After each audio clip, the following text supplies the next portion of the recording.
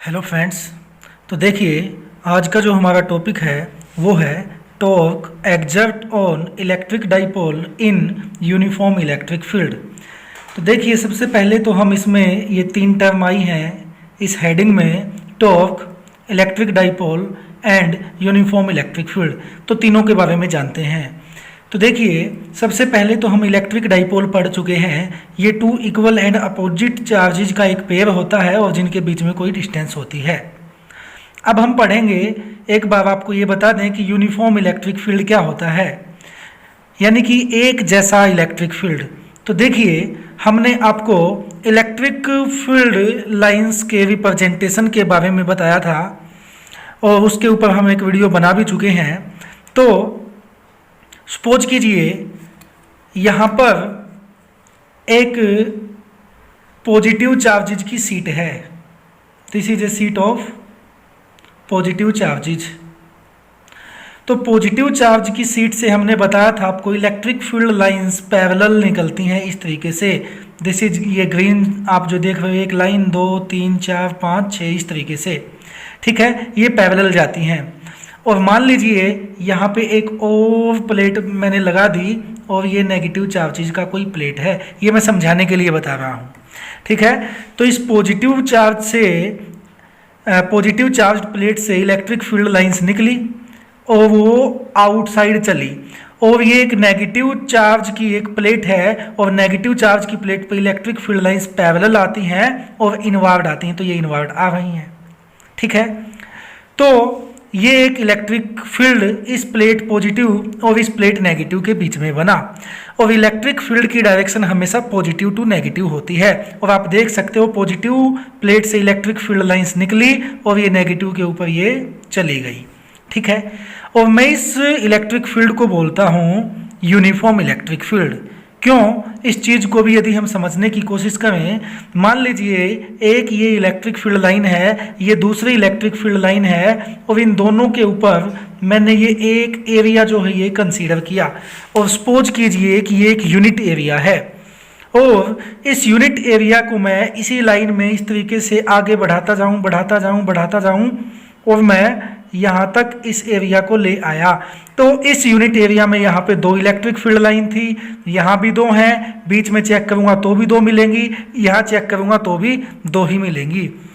तो ऐसे में मैं कह सकता हूँ कि इलेक्ट्रिक फील्ड लाइन जो है वो हर एक पॉइंट पे सेम है, तो इलेक्ट्रिक फील्ड भी सेम होगा। अब मान लीजिए ये एक सिंगल चार्ज है, सिंगल चार्ज से इलेक्ट्रिक फील्ड लाइन्स ये इस तरीके से आउटसाइड निकलती हैं। यहाँ पे यदि मैं एक एरिया सपोज करूँ यूनिट एरिया, तो यहाँ पे इसमें से ये 3 इलेक्ट्रिक फील्ड लाइन इस एरिया में से निकली और इस एरिया को आप आगे बढ़ाते जाओ, मैं यहाँ तक ले आया इस यूनिट एरिया को, तो अब केवल इसमें से एक ही लाइन गुजरी, यानी कि ये इलेक्ट्रिक फील्ड जो है वो सिंगल चार्ज की वजह से जो बना ये यूनिफॉर्म नहीं है। Got it? तो डाइपोल समझ में आ गया, यूनिफॉर्म इलेक्ट्रिक फील्ड हमने समझ लिया क्या होता है। अब टॉर्क की बात करेंगे। तो टॉर्क की बात साथ साथ मैं बताऊंगा जैसे जैसे हम आगे इस क्लास को करेंगे। तो देखिए, ये एक यूनिफॉर्म इलेक्ट्रिक फील्ड हमने लिया, तो डेफिनेशन क्या है, ऊपर देखो हेडिंग क्या है, torque exert on electric dipole in uniform electric field. यानी कि एक यूनिफॉर्म इलेक्ट्रिक फील्ड में एक इलेक्ट्रिक डाइपोल को रख दें तो उसके ऊपर एक टॉर्क एप्लीकेबल होता है।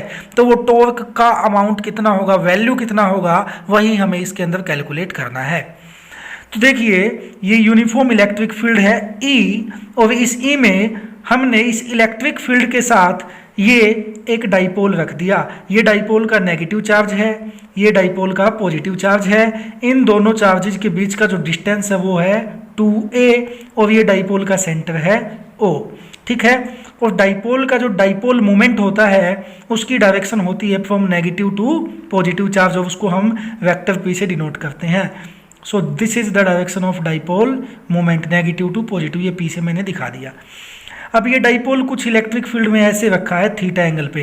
ये थीटा एंगल किस किस के बीच में है, डाइपोल के बीच में और इलेक्ट्रिक फील्ड के बीच में, या फिर डाइपोल मोमेंट बोल सकते हैं हम, negative to positive. Dipole moment है P और ये ऐसे है E। तो P और E के बीच का एंगल कितना मान लिया हमने, थीटा। कितना मान लिया हमने, थीटा मान लिया। तो देखिए अब होगा क्या अब देखो ये चार्ज है पॉजिटिव, ये चार्ज पॉजिटिव है, तो देखिए इस साइड ये पॉजिटिव प्लेट है, यानी कि हाँ ये एक पॉजिटिव प्लेट है, तो ये पॉजिटिव प्लेट क्या करेगी, इस पॉजिटिव चार्ज को इस साइड धकेलने की कोशिश करेगी, और ये नेगेटिव प्लेट इसी चार्ज को इस साइड खींचने की कोशिश करेगी। यानी कि इलेक्ट्रिक फील्ड में यदि कोई पॉजिटिव चार्ज रख दिया जाए तो वो इलेक्ट्रिक फील्ड की डायरेक्शन में ही जाने की कोशिश करेगा। तो इलेक्ट्रिक फील्ड की डायरेक्शन ये है, ये, और इस चार्ज पे फोर्स भी किस साइड लगा, इस साइड लगा। अब ये फोर्स कितना होगा, तो हम इलेक्ट्रिक फील्ड इंटेंसिटी जानते हैं किसके बराबर होती है, force per unit positive charge. अब यहाँ से F निकालें हम, तो F कितना आ जाएगा, Q इंटू में E। तो ये फोर्स कितना आ गया, ये फोर्स जो पॉजिटिव चार्ज पे लगा इसकी वैल्यू आ गई QE। Got it. अब इसी तरीके से देखिए ये एक नेगेटिव चार्ज है, इस नेगेटिव चार्ज को ये पॉजिटिव प्लेट अपनी ओर अट्रैक्ट करने की कोशिश करेगी, और ये नेगेटिव को रिपेल करेगा, तो ये नेगेटिव इसको इसी साइड धकेलने की कोशिश करेगी, तो इस पे इस साइड लगा फोर्स। और किसी चार्ज को जब हम इलेक्ट्रिक फील्ड में रखें तो वो फोर्स कितना होता, अभी हमने निकाला, E is equal to F by q, F is equal to q E, F is equal to q E. तो ये भी क्यू ई होगा, ये नेगेटिव साइन आप चाहो तो यहाँ पे लगा सकते हो, लगाने की नीड नहीं है, यहाँ पे वैसे दिखाना चाहो दिखा सकते हो, ठीक है। तो यानी कि इलेक्ट्रिक फील्ड का डायरेक्शन ये था, और नेगेटिव चार्ज पे फोर्स लगा इस डायरेक्शन में, तो हम बोल सकते हैं जब एक नेगेटिव चार्ज को इलेक्ट्रिक फील्ड में रखा जाए तो नेगेटिव चार्ज पे जो फोर्स लगेगा वो इलेक्ट्रिक फील्ड की जो डायरेक्शन है उसके अपोजिट लगेगा, ठीक है। अब देखो ये चार्ज इस डाइपोल को ये फोर्स ऐसे खींचने की कोशिश करता है, ये वाला ऐसे खींचने की कोशिश करता है। तो देखिए मान लो ये एक पेन है, ये डाइपोल है, इस पे एक फोर्स ऐसे लगे इस साइड और एक फोर्स लगे इस साइड, तो ये इस तरीके से जो है वो घूम जाएगा। तो ये डाइपोल कुछ इस तरीके से जो है वो इसमें घूम जाएगा, यानी कि ये डायरेक्शन कौन सी है अपनी, ये डायरेक्शन हो गई अपनी इस तरीके से यदि घूमता है तो ये हो गई क्लॉकवाइज डायरेक्शन, ठीक है। तो ये क्लॉकवाइज डायरेक्शन में घूमने की कोशिश करेगा, ठीक है।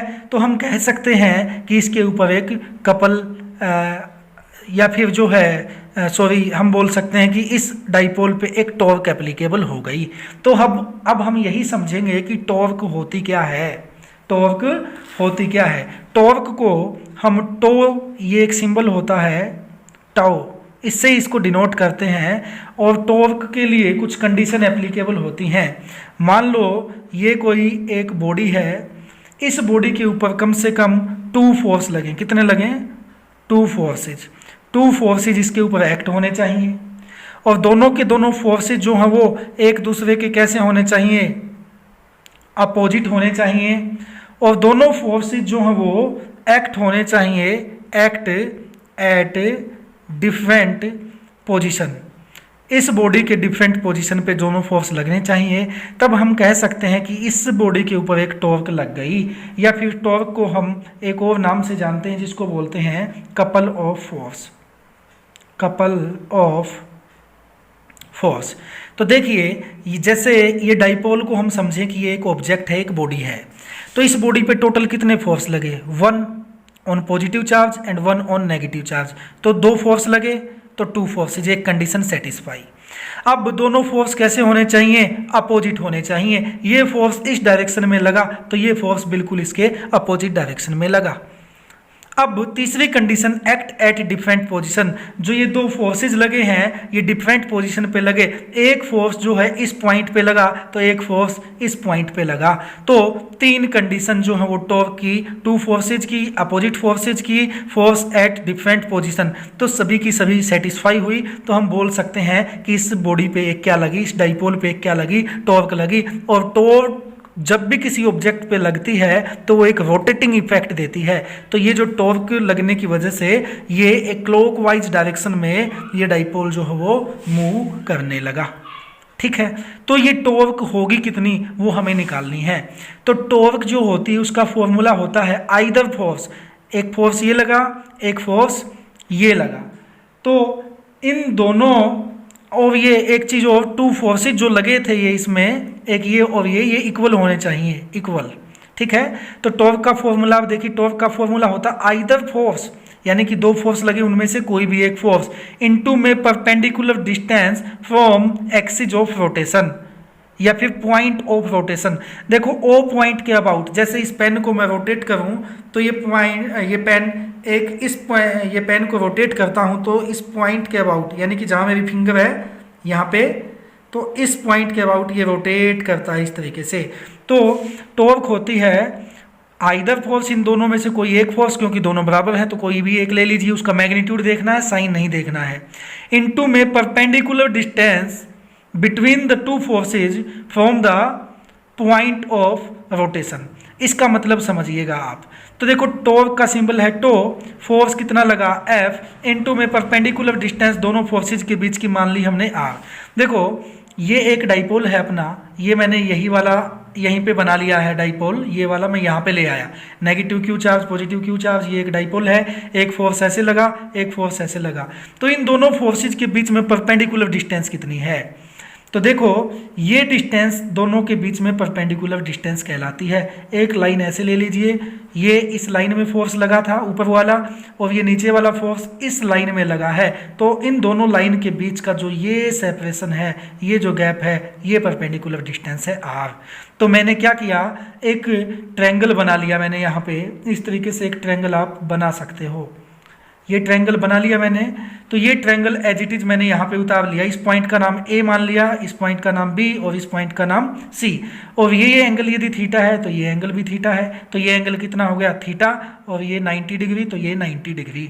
और ये डाइपोल लेंथ कितना है 2a है, ये परपेंडिकुलर डिस्टेंस R है, और इस ट्रायंगल से, राइट एंगल ट्रायंगल से यदि हम साइन थीटा का वैल्यू निकालें तो साइन थीटा क्या हो जाएगा, परपेंडिकुलर अपॉन में हाइपोटेनियस। तो परपेंडिकुलर कितना है अपना R, और हाइपोटेनियस की वैल्यू कितनी है 2a। यहाँ से R हमें परपेंडिकुलर डिस्टेंस चाहिए है, तो यहाँ से परपेंडिकुलर डिस्टेंस निकाल लो दोनों फोर्सेज के बीच का क्या है। तो दोनों फोर्सेज के बीच का जो परपेंडिकुलर डिस्टेंस है वो डिस्टेंस कितना आ गया, वो डिस्टेंस आ जाएगा, यहाँ से क्रॉस मल्टीप्लाई करेंगे तो R is equal to 2a into में साइन थीटा।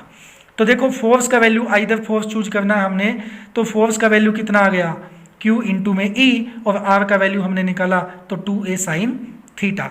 अब Q इंटू में 2a, इसको हम क्या बोलते हैं, इसको बोलते हैं dipole moment P। Q into में 2a को डाइपोल मोमेंट बोलते हैं P। तो ये चीज हमारी आ गई P E साइन थीटा। अब torque is a vector quantity, तो वेक्टर फॉर्म में दिखाएंगे इसको, तो हम क्या लिख सकते हैं, P vector cross E vector, E is a vector quantity and dipole moment is a also vector quantity, तो P क्रॉस E। तो यानी कि ये हमारा जो है वो क्या आ गया, फाइनल रिजल्ट आ गया वेक्टर फॉर्म में। ये फाइनल रिजल्ट है हमारा स्केलर फॉर्म में, ये वेक्टर फॉर्म में है। ठीक है, इसको यदि आप सोल्व करोगे वेक्टर P क्रॉस E को, तो क्रॉस प्रोडक्ट के लिए साइन थीटा मल्टीप्लाई में आ जाता है P E साइन थीटा। अब देखिए डायरेक्शन यदि हमें निकालनी है, टॉर्क एक वेक्टर क्वांटिटी, तो डायरेक्शन क्या होगी, तो राइट हैंड थंब रूल से या राइट हैंड स्क्रू रूल से हम जो हो डायरेक्शन निकाल सकते हैं टॉर्क की। तो टॉर्क की डायरेक्शन निकालने के लिए फर्स्ट वेक्टर से सेकंड वेक्टर की ओर यदि हम जाएं, तो P फर्स्ट वेक्टर है और E सेकंड वेक्टर है, तो पहले वेक्टर से दूसरे वेक्टर की ओर छोटे एंगल से जाएं, this vector is P, this vector is E। P के बीच में और इस E के बीच में ये एंगल है थीटा, और P के बीच में और E के बीच में एक ये एंगल भी बनता है, लेकिन ये एंगल जो है वो बड़ा है, ये एंगल छोटा। तो रूल के अकॉर्डिंग पहले वेक्टर से दूसरे वेक्टर की ओर स्मॉल एंगल से यदि हम जाएं, तो राइट हैंड के जो फिंगर्स हैं, इन फिंगर्स से फर्स्ट वेक्टर से सेकंड वेक्टर की ओर जाइए। फर्स्ट वेक्टर P से यदि मैं E की ओर आऊँ, तो P से E की ओर ये जो कर्लिंग ऑफ फिंगर्स है, फिंगर के टिप्स को ऐसे रोटेट कीजिए first vector to second vector. This is first vector, this is second vector. ऐसे उंगलियों को ऐसे लेके आइए तो अंगूठा नीचे की ओर जाएगा, अंगूठा नीचे की ओर जाएगा, तो ये अंगूठा किसकी डायरेक्शन दिखाएगा, टॉर्क की। तो इस अंगूठे ने डायरेक्शन किसकी दिखाई, नीचे की ओर टॉर्क की डायरेक्शन दिखाई, तो डाउनवर्ड। तो टॉर्क की डायरेक्शन हो जाएगी downward from the plane of the paper. ठीक है, अब इसके कुछ स्पेशल केसेज हैं वो देखिए। स्पेशल केसेज में क्या है, if theta is equal to 0, यदि थीटा कितना हो जाए, इसमें थीटा 0 हो जाए, theta is angle between P and E, तो थीटा P के बीच में और E के बीच में एंगल है। थीटा यदि 0 हो जाए तो इसका मतलब क्या है, थीटा 0 हो जाए, थीटा को कम करते जाओ कम करते जाओ, ये थीटा हो गया 0।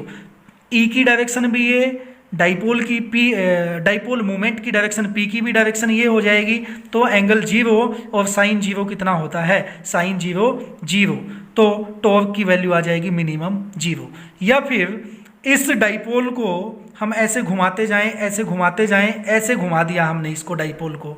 ठीक है, ये अपना एक डाइपोल था, ये नेगेटिव Q और ये है पॉजिटिव Q। इस डाइपोल को घुमा के इस तरीके से घुमा के हम ये पॉजिटिव Q और ये नेगेटिव Q ऐसे हम इसको ले आए, तो डाइपोल मोमेंट का डायरेक्शन ये है P और इलेक्ट्रिक फील्ड का डायरेक्शन यहाँ पे क्या है, ये वाला E। तो दोनों के बीच में एंगल कितना बन जाएगा 180, और साइन 180 भी क्या होता है 0, तो टॉर्क की वैल्यू मिनिमम हो जाएगी। तो टॉर्क की वैल्यू मिनिमम कब कब होगी, at theta is equal to 0 degree और theta is equal to 180 degree.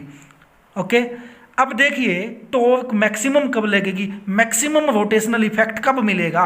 तो मैक्सिमम रोटेशनल इफेक्ट यदि हमें देखना है तो थीटा यदि 90 है, 90 होने का मतलब डाइपोल बिल्कुल ऐसे है, डाइपोल ऐसे है, ये नेगेटिव चार्ज है डाइपोल का, ये पॉजिटिव चार्ज है, तो डाइपोल मोमेंट की डायरेक्शन ये वाली है।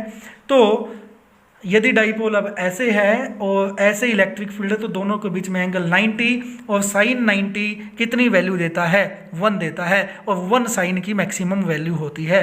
तो रिजल्ट क्या मिल जाएगा, यदि साइन 90 1 तो torque is equal to PE। If theta is equal to 90 torque maximum आ जाएगी PE के बराबर। तो ये हुआ हमारा डेरिवेशन। यदि इसमें आपको कोई भी डाउट क्यूरी रहती है तो आप कमेंट सेक्शन में जाके लिख सकते हैं, हम आपका रिप्लाई देंगे।